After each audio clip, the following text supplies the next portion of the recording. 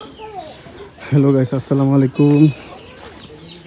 তো এখানে আমরা মাছ ধরতে যাইতেছি, তো দেখা যাক কি মাছ পায়।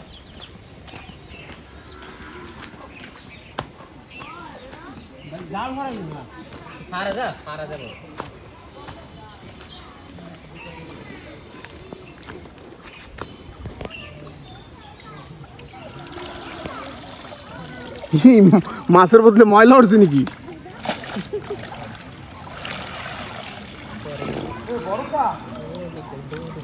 ওই যে ধরছে বড় একটা মাছ উঠছে উঠছে তো একটা বড়